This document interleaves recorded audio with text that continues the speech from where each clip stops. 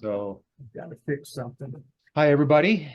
For those who are new, I'm Thomas Garrison, and you'll find me at tagarrison.com. And before I forget, in chat, I put a link in there for everybody so that you will see, you just click on that link, it takes you to my calendar. And you can see all the meetings that are upcoming. You can click on any one or each of them and register for each of them, however you want to do it. But that's the way to get into Zoom today, because Alignable has a mess. And they're not sending people to or allowing people using Zoom to get to the meetings properly. So please use that calendar.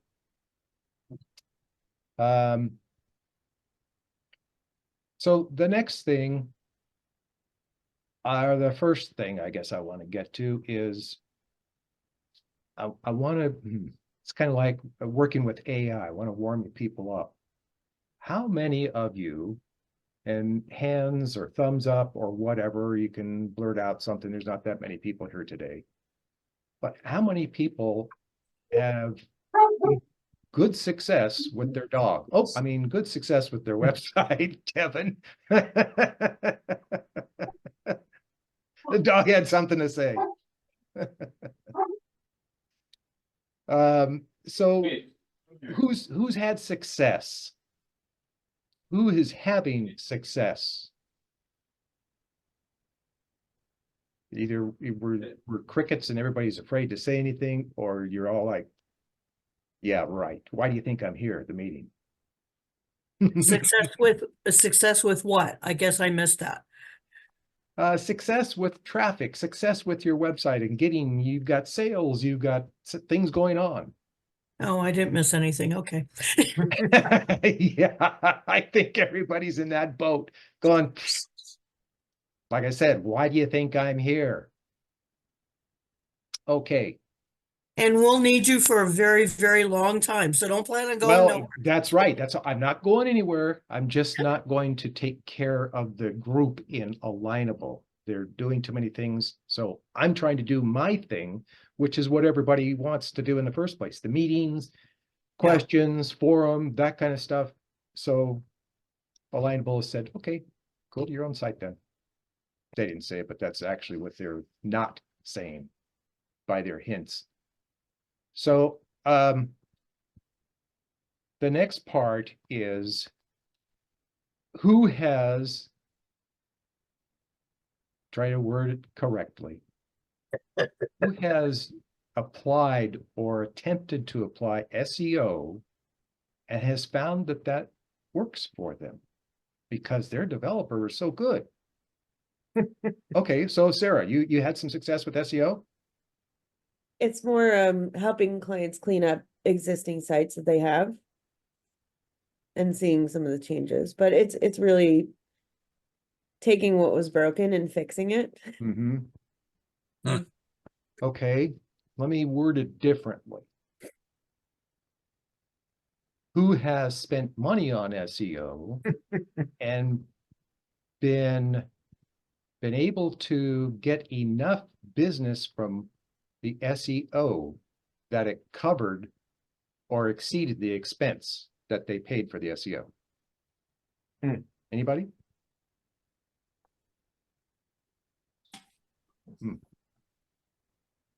That brings us to what the heck are you doing here today?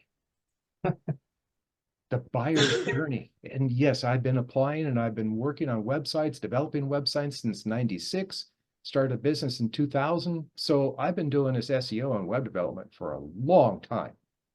For me to turn around and say, stop beating your head against the wall with SEO, that's huge. Especially for you new people. All the other people here have gone, yep, we heard him say that many times. SEO is expensive. And to find the right person who knows what they're doing to be able to make it successful on your site is next to impossible these days. Everybody just wants to hold out their hand, say, give me your money. Yep. And then they turn around, they tell you, they got their feet kicked up, they're watching TV, but on the phone, as you're talking to them, they go, oh yeah, I got all the, everything hooked up and you're getting all kinds of traffic. Thanks a lot, bye. And that's pretty much what you get from most of your developers out there. So if I show you a way that you can do it yourself, which means for free, and it works better than all the time and all the expense that you put into just SEO, the people, the time, trying to find the content, all that stuff. If I showed you that quick way and simpler way and free way, would that be something that you would come back to these meetings so you learn every bloody step? Okay, because that's Yes. exactly what these meetings are for. I don't just give you some basic information, say, okay, see you next week, we'll talk about something else. This is the beginning of how much we're going to discuss buyer's journey. So it's follow through to the end. The beginning is telling you just some basics. Who's never heard the term buyer's journey? Okay, anybody else? Dr. Hill, okay. When was the last time that, I see a chat going on. When was the last time that you guys, anybody here, purchased something? I don't care what it is. I'm not talking a major product. It could be a pair of tennis shoes. Could be one of the pens that you're writing with right now. So you've all made a purchase, correct? So Sarah, tell me, what's the last thing that you purchased? Toilet paper? A purse? Toilet paper? Oh, toilet paper. Okay, that's a good one. I'll tell you why. Did you wake up and you decided, I know exactly the brand I'm going to buy, and I know how much I'm going to buy, so I'm going to just go pick up that one? Or did you start with, well, sometimes I buy this one, sometimes I buy that one. Well, let me see if I can figure out which one I think is going to be best for me to get today. Would that be about where you were last time? Not with the toilet paper, but with other things, yes. Okay, and it does, it applies to everything. Mhm. And Suzanne, that's what the buyer's journey is we don't wake up and go, I know exactly what I need for that issue. Mhm. We wake up and go, oh, I need to go get some toilet paper. Oh, I need to go get a new tire for my car. Oh, I need, whatever it is. You know that you need something. You've got a problem and you're looking for something to solve that problem. Whatever it is, before you purchase something, you're trying to become aware of what it is that you need. If it's a tire, yeah, okay, I need a tire for my car. What kind of tire? What size of tire? Do you want one that lasts for 50 years or do you want one that lasts for a year? I don't know. Well, how do I figure it out? Now you're in stage one of the buyer's journey. That's what the buyer's journey is about. It's whatever you purchase, you go through the awareness stage where you are aware that you need something and you need to investigate so you understand more of maybe just a few things that you can narrow it down. So, okay, I know I need blah, blah. Which product, which specific one is best? So you went from the awareness, I need something, let me see what that information is, to the consideration stage, which is, okay, I've got some good information, and now I see there's 2 or 3 different types of whatever this product is that I'm considering buying. So you're in the consideration stage. Awareness, consideration, and once you consider the options, you're ready, have your credit card in hand, and you're going to decide which one you're going to buy. All 3 stages, awareness, consideration, and decision, must be present. They're a group of 3. You need all 3. Under no circumstances are you going to say, well, yeah, but because of the way I do my business, I don't need that state. No, don't do that. So far, what has it cost you to build these pages? I know you don't know all the different stuff, but what's it cost you so far? It didn't cost you a dime to pay anything, but it cost you, let's see, it's been 12 minutes that we've been on. It cost you 12 minutes to be, I know what the buyer's journey is now. How does that apply to your website? The pages of the buyer's journey are designed such that they are about one subject and one subject only. They have no links to anything else in your website except the purchase. Each of the 3 pages links to the next stage. When you get to the decision page, it links to the purchase, where you actually take action. We call it the action page. So that could be a contact page. It could be where you've got several services or products that somebody's going to purchase, whatever that is. So I'm going to now throw a file in here for you guys to review. And, well, it's just an image. It doesn't tell me. No, trust me, it is an image, but it's just to show you how to figure out, where is my thing? How to figure out the overall idea of the buyer's journey. So, okay, if you all look in chat, I've uploaded that file. It's extremely simple.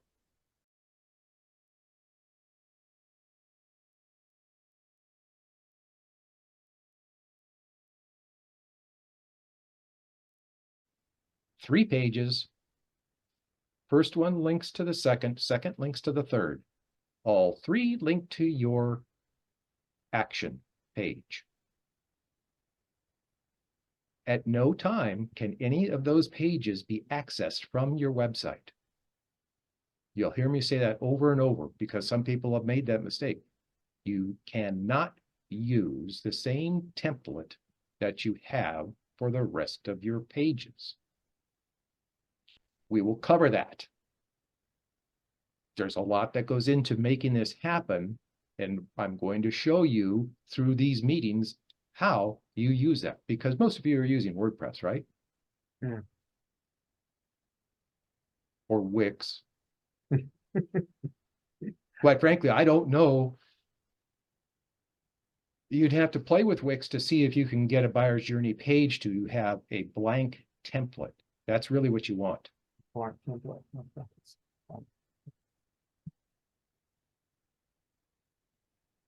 And you're kind of wondering, well, wait a minute, I've got these pages there in my site. Why would I not have a menu? No, no menu. The whole idea behind the buyer's journey pages is if they're done properly, they're in the search engines. They're not hidden pages. They are there for Google to find, but not the people who are searching in your site. The pages are in the search engines, and if you do it correctly, they come up in local searches at the top of the search engine, top of the results. And people click on those things because it looks like it's answering their question, whatever they searched. And they go to that page and they find, wow, this is great information about what I searched, which is exactly the opposite of what we get today when we search Google, and you get all these pages and you click on this one, you go to the page, you're there for 3 seconds. That doesn't have anything. So you bounce, you go back, try the next one. You hit that one, it's the same thing. And you do that through several of them. That's why Google has introduced this algorithm for the buyer's journey pages. They already know that when you get to the results, whatever you searched, You can come in. The chances of you getting a link that actually answers your question are extremely low today. So if your site has these buyer's journey pages, I guarantee your competition doesn't. So that means that you get to the top of the class. Let's say that your pages of your website are horribly optimized, but these buyer journey pages have basic SEO. They don't have to have a lot, but if they're written well, people read them. They stay on those. Google cares how long somebody stays on one of your pages. They're not looking at the content and wondering themselves if that's good content or bad. They're waiting to see if the people who find the page stay on the page for more than 10 seconds. That's their basic cutoff for Google. If you have people that are reading a page for more than 10 seconds, they figure, okay, so people are interested. If they're on it for 2 or 3 or 5 minutes, Google says, that's a good page. We know that that's a good page. And again, that's what the buyer's journey does. In that awareness page, people will read that entire page because they can't click to go to any place else in your site. They're going to read that page and go, huh, that's good information. And then there's a link at the bottom that takes them to the consideration stage. And so now they're getting more good information. So they could be 20, 30 minutes on these 3 pages. And at the end, the hope is they've read enough, you've done a good enough job on these buyer journey pages that they are ready to purchase. Or whatever action that you're having. There are several people who've been in our meetings that they want people to call. That's fine. Call to discuss the issues, call to discuss whatever it is. So May I going ask to you a call quick you- question? Oh, sorry, go ahead. I'm Yeah. so sorry. I've got another meeting to get to. You're recording this, and Yes. so you're next. I've already registered for next week through what you did before. Yep. So okay, cool. And you explained, what was going on. I'm one of the ambassadors. I'm a new ambassador, but I've got other things to get to. So I appreciate this site, and you just answered the question because I was about to spend a whole lot of money. I kept asking myself, wait, and I told the kids this weekend, I said, why would I give you money to sit on your ass and do that? I've never gotten paid to do nothing. Why would I give that to you? and I've already done all the stuff you told me to do, but I don't know if I'm done. I don't even know what SEO means. I mean, I do know. I'm exaggerating, but I keep telling people I'm at the pre-kindergarten stage, and you're throwing all these terms just because I'm almost 70 don't mean I'm stupid. But we did all this before when it was called the yellow pages, and we had to that's search right. by thumb. So this is not new, but you guys are making it sound like it's something new, and it's not. Yep, But buyer's journey isn't new. It's just that Google has said that's how you need to get people to your website nowadays. wow. Because it's terrible about the content. So you're going to have to leave, but I'm going to touch on more information about how you get those pages written well. Thank you And so I'll leave much. you with it's through AI. Well, now your head's Thanks. go, wait a minute. Okay, so we'll see you next week. All right. At any rate, the thing is, when you've got these 3 pages, they actually work better and faster than SEO. To get up, and I left out a little part, but I'm going to go back on that. All of your buyer's journey pages must be set to a local search term. Do not attempt to make it national. Got that? Everybody wants to be in national search results. Yeah, that's great. But good luck, because it takes a lot of money to be able to work against the competition to get into the top of the search engines for a national search. Anybody want to venture a guess? And no developers can answer this, and Kevin can't either.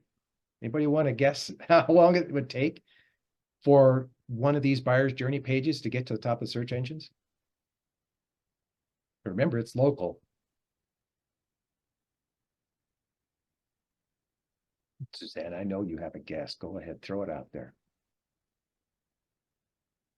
No, I actually don't have a guess about that, but I was thinking, what if you only have very limited competition, would that make a difference for national or not? Because there's too many other confounding variables. Yep. Yeah. What the last part of your sentence is, the last part of your question is exactly what it is, because there's so much involved. If you don't have your SEO correct, it's all for naught. Which is why so many people spend money to say, okay, Fred, apply all the SEO because you said that you can do it. Fred applies it. Fred doesn't really know that much about SEO. But no developer is ever going to tell you that. They're just saying, yeah, I can do it, because they know they need a title, they know they need a description, and they know they need a couple of keywords, but that's where it really falls apart. Both SEO and buyer's journey are based on keyword terms that people are searching. Sarah, go ahead. Yeah, just a quick question on that. When you say local, you mean, let's say that I am a masseuse. No, bad example. Let's say that I am a life coach. And so I don't need to be local. I could live in California, but I can have clients, anywhere. I do United States only.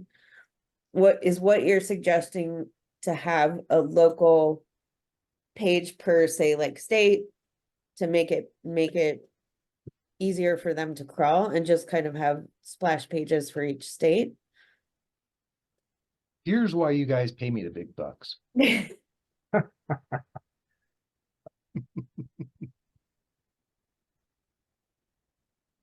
Do you notice that I never said that you had to do a local search in your city?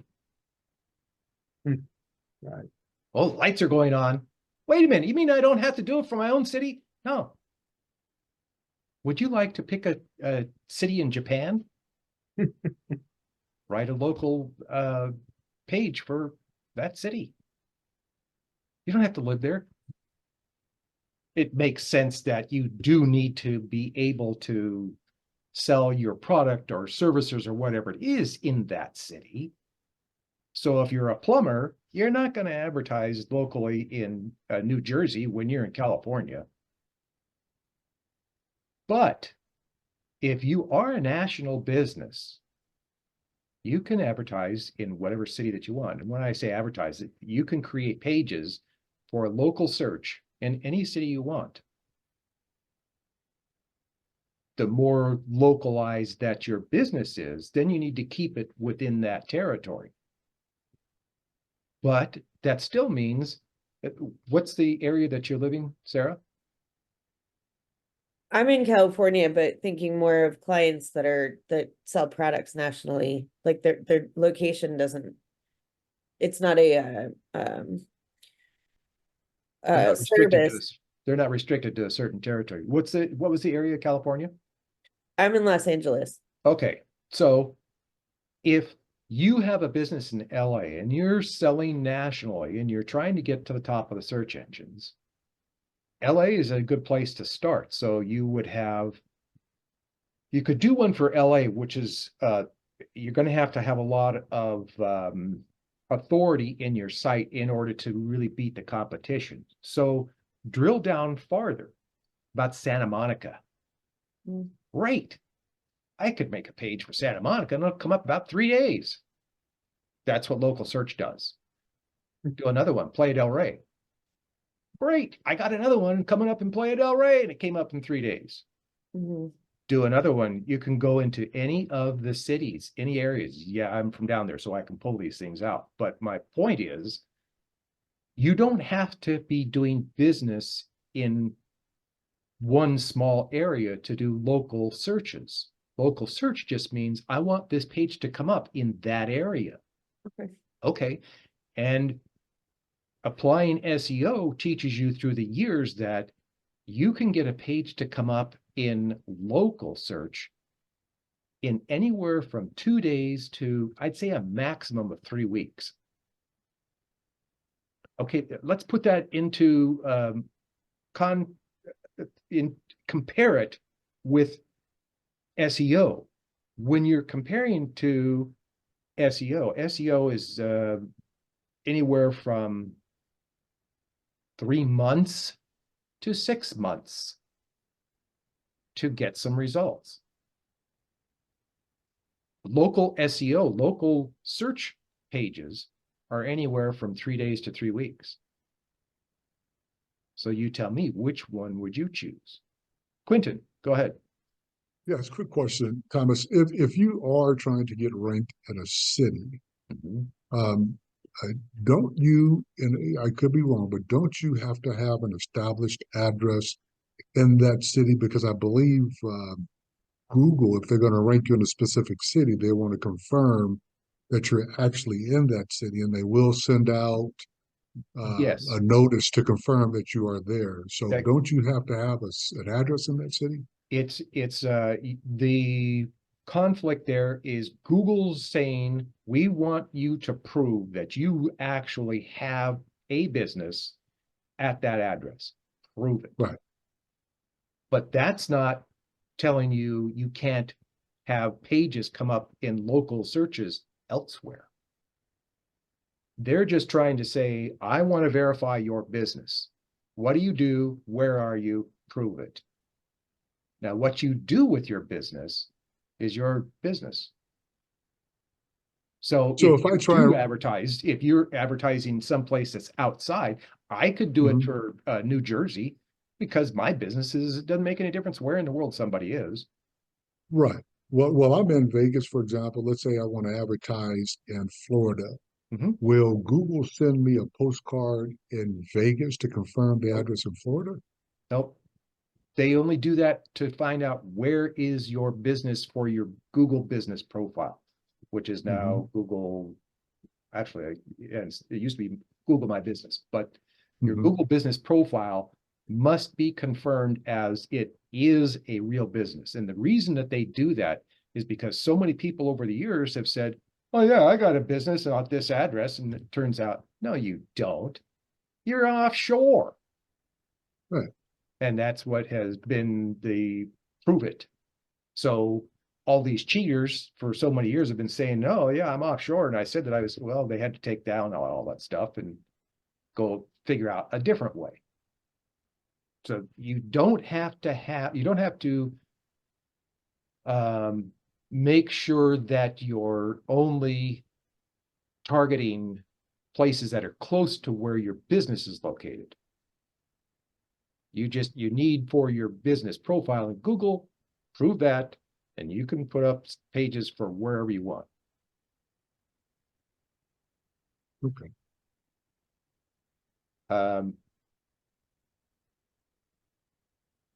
Who's confused at this point?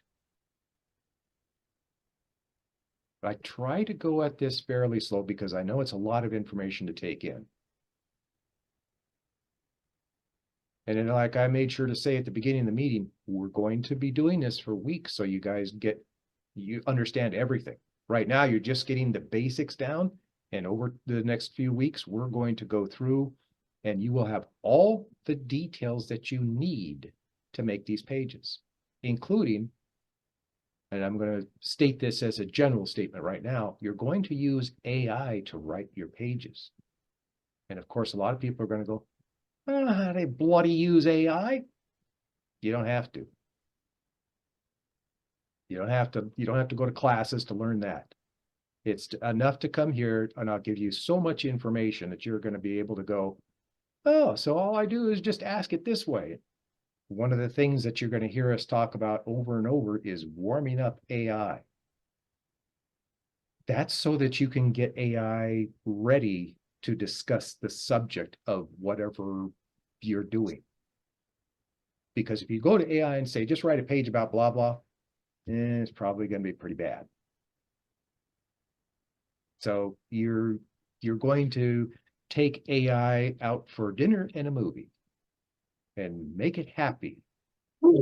Get it to understand what you're going to give to it or what you're going to ask from it. And that it's willing to give it to you.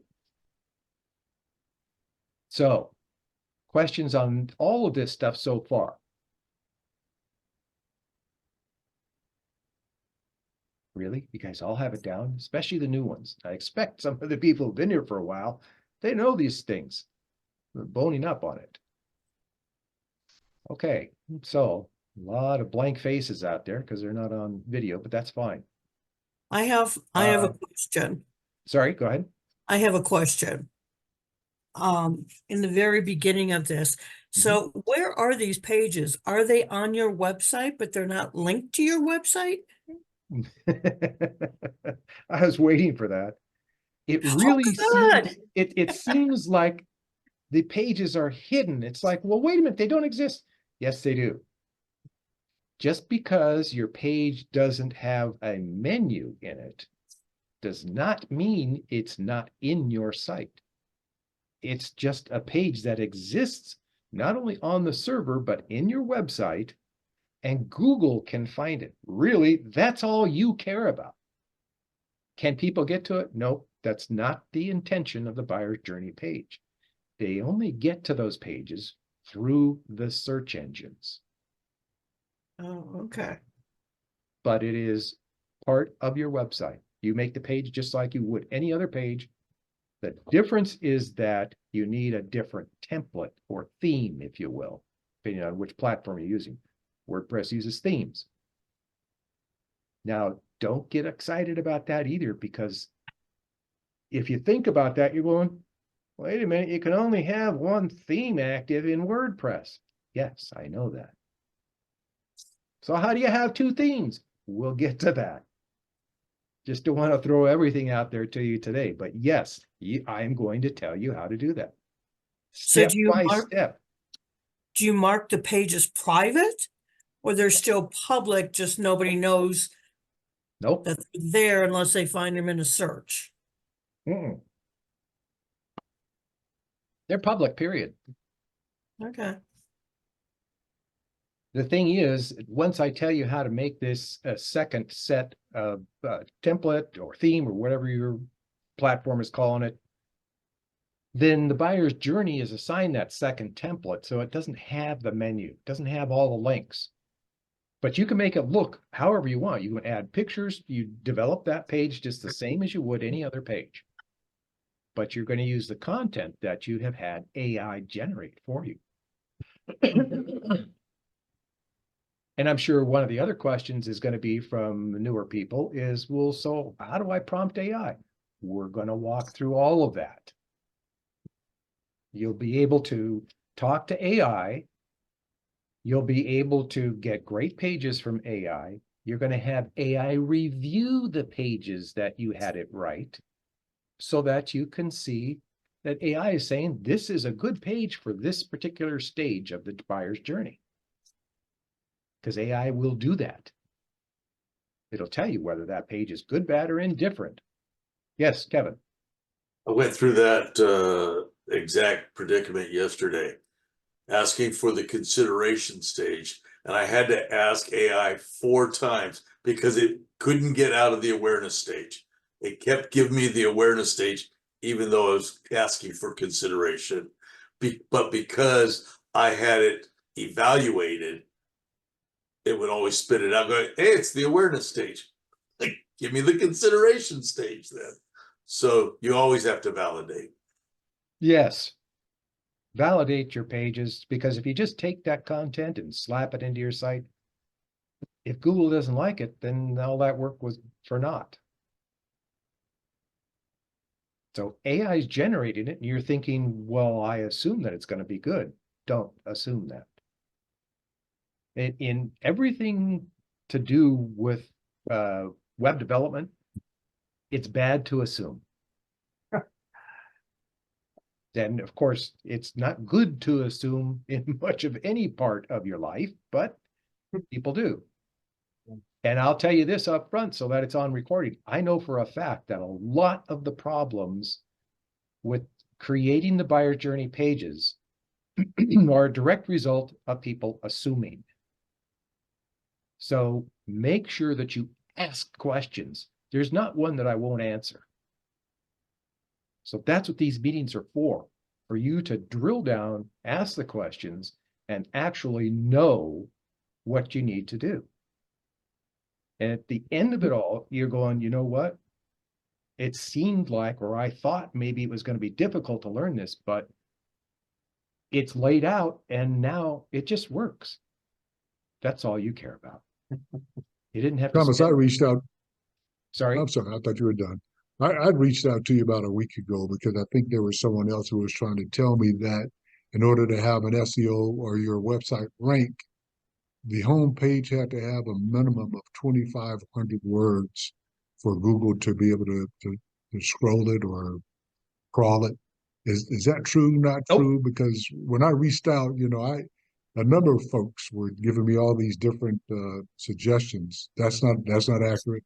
Not accurate at all. I would Wow. say that 99% of those who come in from another group and descend, which they do, on Mhm. people like you who ask questions like that, they're all just trying to make you think that they know what they're doing. So eventually they're going to tell you, just, connect with me and I'll explain it more. What that means is connect with me so I can sell you on me doing the work for you, even though I don't know what I'm doing. Right. But no, there's you as far as the content on any page, there was a point not even quite a year ago, we talked quite a bit about it. And generally speaking, it was 1,500 characters. But you don't have to worry about that with the buyer's journey now. Mm. You're probably going to get an easy 1,500, 2,000 characters per buyer's journey page that it puts out, but it spits it out in less than 10 seconds. So what do you care? Right. It's a big, long page. Okay, great. Only took me about 3 seconds for me to grab that and make a page in my site from AI. Okay. So it's not like you have to beat your head. And I'm going to beat this one in now that I just brought that up. Writing your own content is the kiss of death. Good to know. I don't know which person was laughing loudest, but Probably me. I want to make sure that Chris, Greg, April, and Steve all heard what I just said. Thumbs up if you did. Hello? Steve, you there? I definitely heard you. Okay. I was laughing, but I'm on mute because I got noise in the background. Okay, and April heard it. Okay. And the vast majority of the problem with a site that has all the pages written by the site owner, the problems are just that fact. The pages are written by the site owner. You do a tremendous amount of assuming when you're writing this content. AI doesn't assume. AI is just a robot. It just spits out exactly what you told it to do. Please, Pardon? please.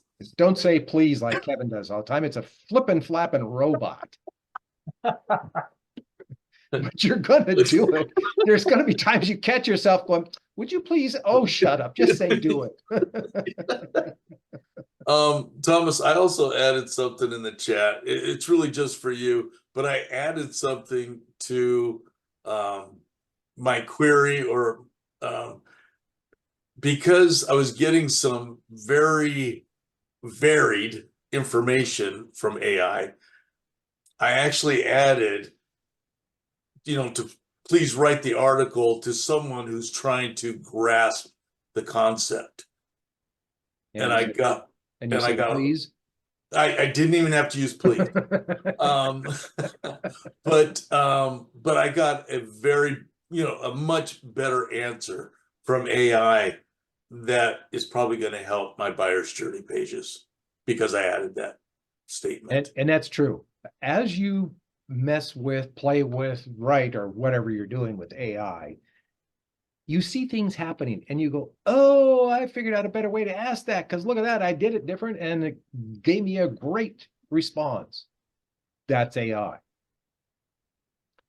The biggest thing that I can tell you with AI is do not, and I just said this before, but I'm going to repeat it.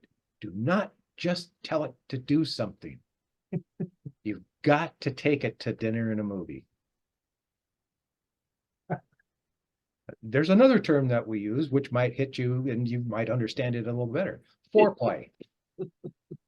If you don't have that foreplay with AI, AI is just sitting there cold as a rock. So you're going to need to throw that rock in the fire and get it heated up going, wait a second, here's the subject. Let's talk about this for a minute. Great. And when you do that, now AI knows and it has compiled information on what you just asked it, but it understands that's the subject that you're talking about. Now continue with that warm up. And I do have a sample page that I used to just talk to AI, just a warm up, which was quite a bit. The warm up that I did with it was a lot. I'd never asked it to, okay, now write a page. And that can be very good for you because you're trying to really get all aspects of that subject. Let's see, who's paying attention? Give me a subject. I know Kevin's, that's VoIP. I don't want to do that one again. And Robert is butterflies. I know nothing about butterflies, so I can't talk about that. Dog grooming. Dog grooming. Okay, that's a simple one. So one of the ways that you can start with AI is just say, consider dog grooming. I didn't ask it anything else. Just ask it that and watch what it spits out for you. It gives you all kinds of information about dog grooming. You're going to go, wait, that was just considering it. Yeah, imagine what it's going to give you now when you keep that up and finally ask it to write you an article. And you decide how much of that previous conversation you would like interjected into that. You can even have it create personas, which can be a good thing for your subject, but using Bard, because Bard has a sense of humor, which is now Gemini. If you use Bard, it's Gemini, it'll spit out stuff about personas, even if you didn't ask it, that are absolutely hilarious. Well, this person who's got his hat on backwards, and you're going, what are you talking about? But it brings it together for you, and you read it and you go, well, yeah, it's still talking about dog grooming. That guy brings in this great big Great Dane with his hat turned backwards, and he's got all kinds. Wait a minute, are the tattoos on the dog or the guy? But AI just has, it's just giving you information and letting it go through that jokester attitude, if you will. That's great because some of the information that it tells you, even though it's funny, is going, yeah, that's really funny. And oh, I never thought about that for my customers for the dog grooming. And that's the whole point. It's teaching you just by responding to whatever you're asking it. And you see what it responds, and you see how other parts of the subject are very important that you didn't consider. Another reason that you should not write your content by yourself. Kevin, go ahead. Yeah, again, I know I've got a technical subject, and but going through this process, Bard, my buddy Bard, started spitting out a whole bunch of technical jargon, and I didn't want to put that on my website. So the wrong thing I asked it to do was to dumb it down. Ooh. Oof. Yeah, I got some really low grade vocabulary. So the moral of this story is go by reading grade levels. You know, you want it simplified for a certain grade level, not dumb it down. You do have to be careful when you're using euphemisms with AI. Yeah, who knows what it's going to spit out. But if you're giving it very specific, dictionary terminology, it's fine with that. I just saw somebody put up in chat about Bard, quote, Gemini. Maury, did you see that in chat? Gemini is, when they switched from Bard to Gemini, it's now available in Canada, and it was not prior to that. Yes, it works in Canada now, yes.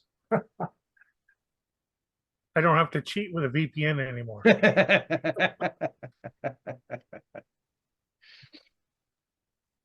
Okay, so the point is making sure that you're warming up with AI. You're going to be working with AI. We're going to walk through it all. Any other questions at this stage? I don't want to get into too much specifics just yet, because each of the specifics that we get into is that's going to be just a meeting.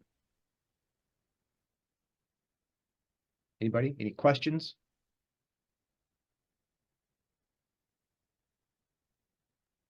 I do want to make sure that everybody understands that regardless of the fact that we're going to go over this for weeks to be able to learn it, it's still faster than applying SEO. So if you're hell-bent on using SEO, okay, but you've got a minimum of 3 months before you're ever going to see any results. And that's after that 3 months starts, after you have paid this tremendous amount of money to whomever to apply the SEO to see if it works. Kevin, go ahead. Yeah, I just wanted to kind of make a little footnote here that the things that you and I have discussed in previous meetings and all the work that we've done, getting the right verbiage down to get AI to give you a good response. If I had to write my website pages myself, I would still be on my home page because I can't write. I can't formulate sentences correctly.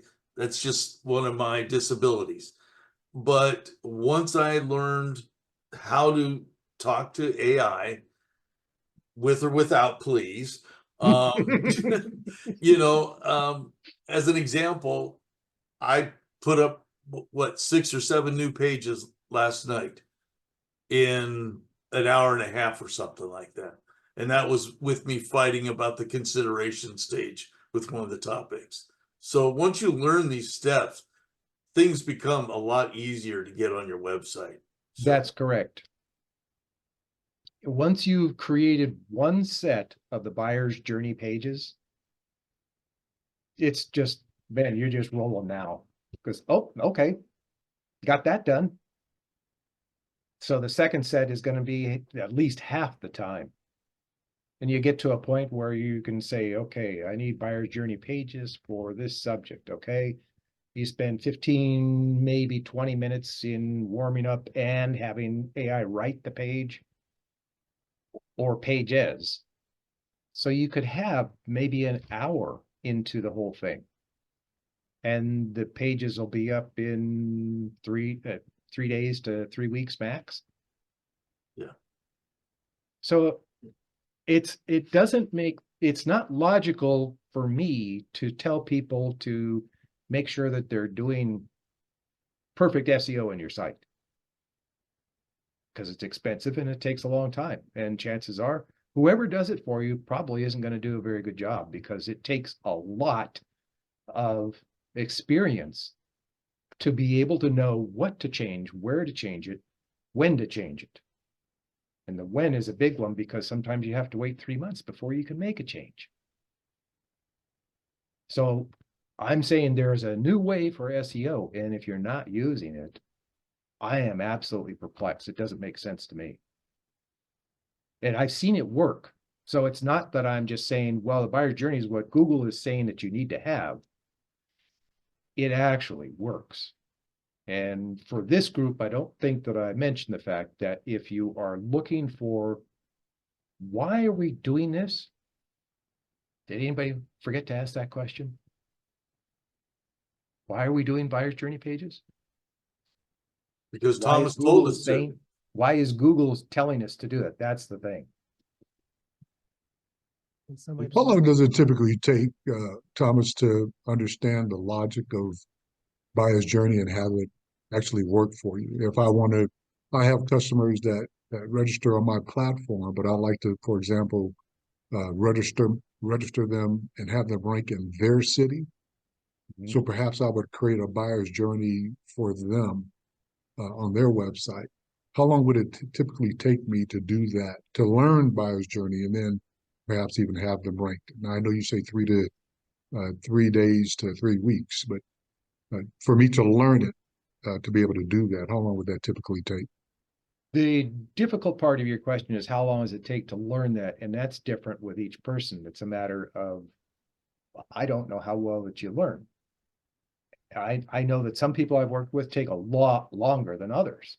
Depends on how fast they pick it up. But in general, you've already learned enough today that you could literally take this and start running with a lot of it. And this is just the first day. And originally, when I started the buyer's journey on the previous group, or the first time that I guess I should say that I started from the beginning, was in November of last year. So we went November, December, January, February through about half of February. So 4 months for you to have all the information provided to you without you having to go out and search it. Is that kind of what you're looking for?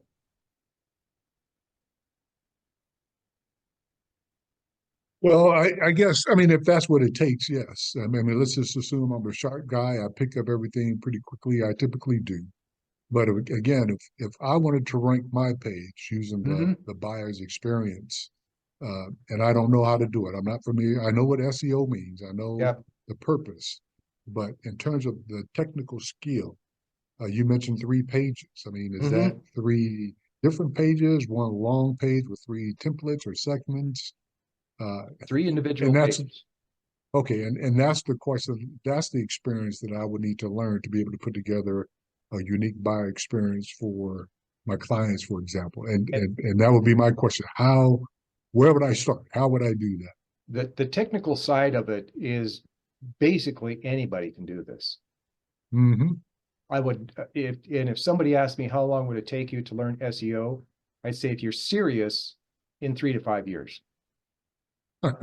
I'm not kidding. Well, There's that much involved that you learn what you need to learn, which is going to take you a minimum of a year. And for most, it's probably a couple of years just to learn the information. Then you need to apply that information and see, oh, wait, I was doing that wrong. This is what I need to do with that. Right. That's a difficult process. That's why it can take 3 to 5 years just to learn enough of SEO that you're fairly good. Now, I'm saying that there are 2 aspects of technical information. One is how you talk to AI, and the other is how you make the template for your pages. Beyond that, all you're doing is talking to AI to have it write articles.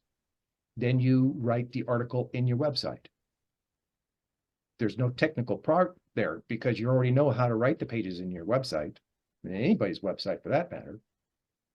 So you write the pages, apply that template, that theme that's supposed to be applied to the buyer journey pages.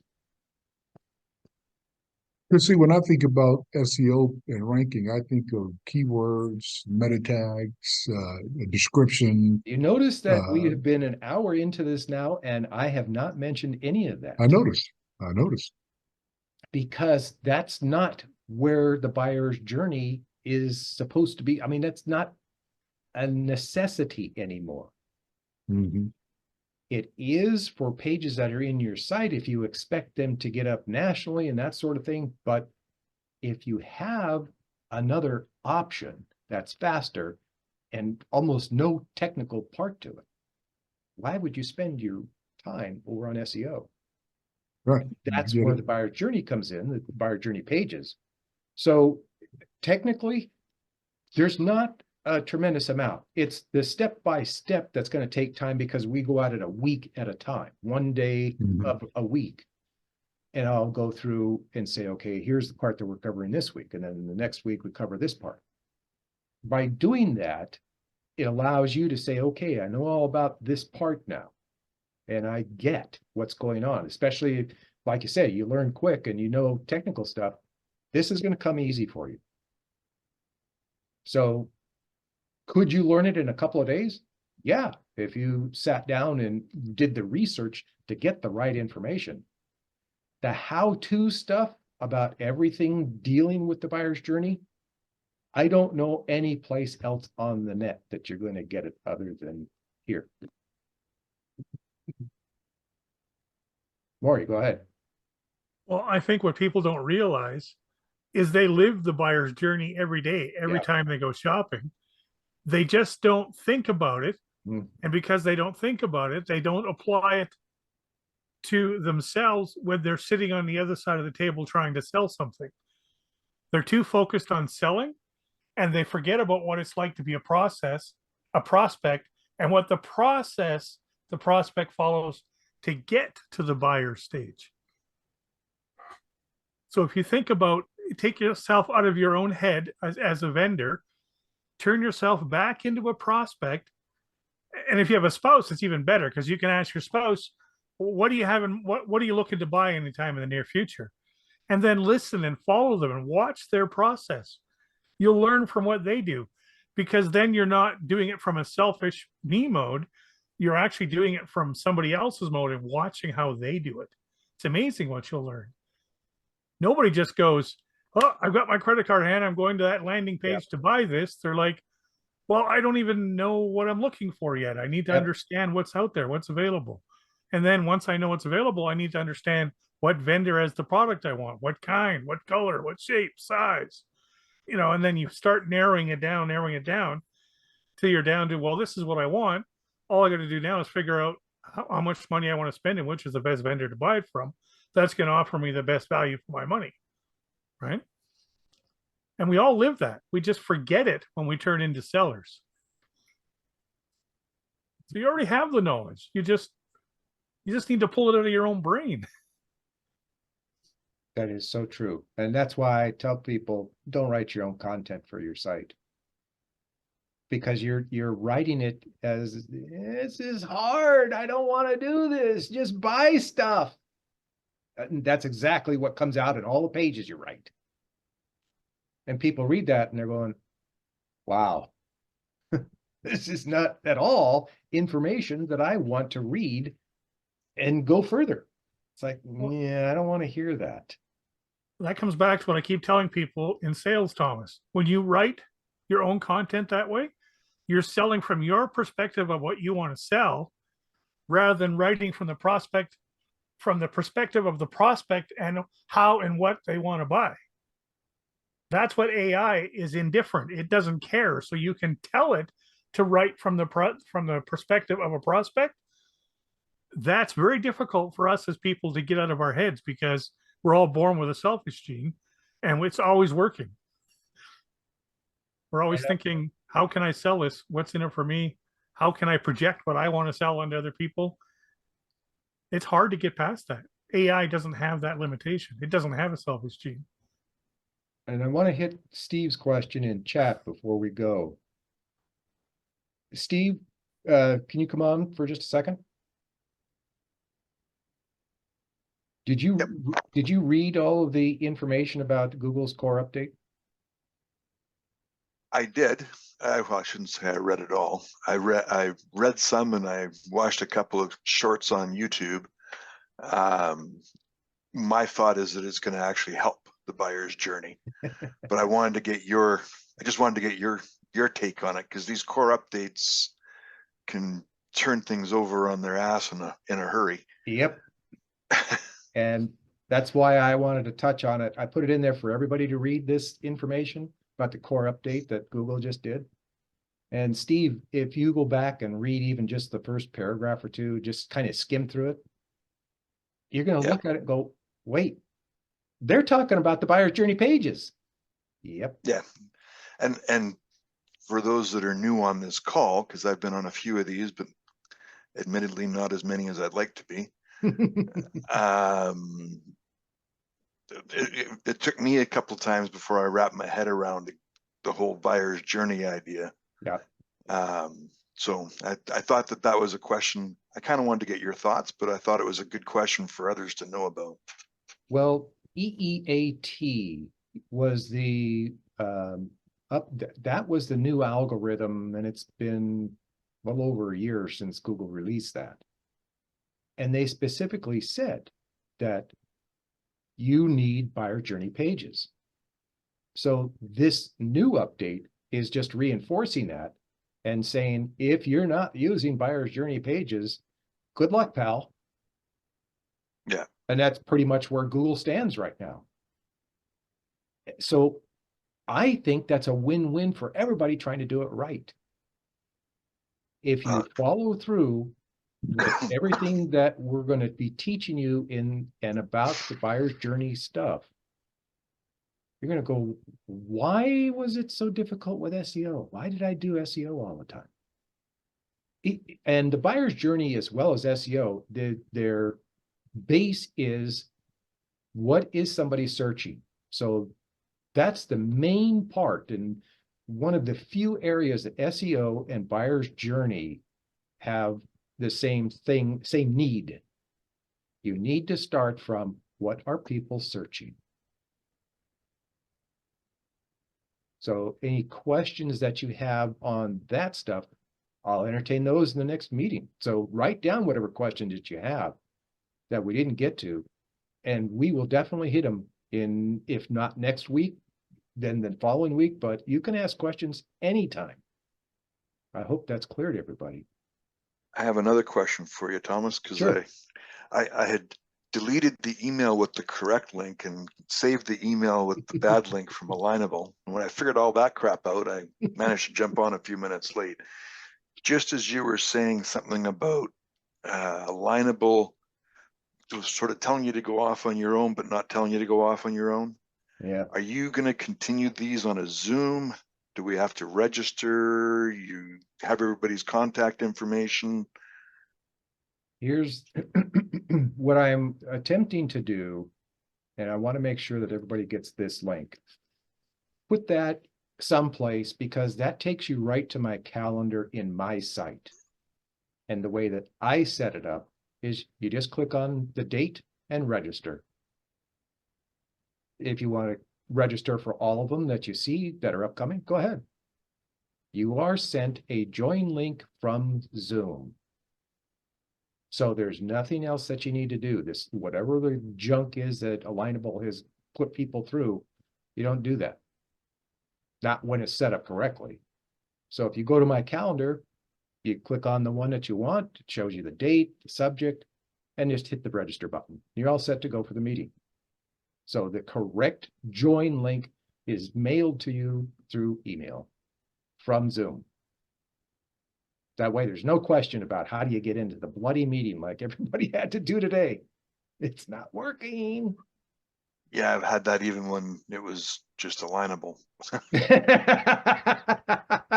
Gee, I didn't say that. That was out loud and everything. Yeah. And the calendar button in the email preferences, adjust your time zone. Yeah, you can adjust your own time zone, so you'll be able to see, well, what time is it? I'm on the West Coast, so everybody understands. You're about an hour south of me. So there you go. What time is the meeting? It's 11 on West Coast time.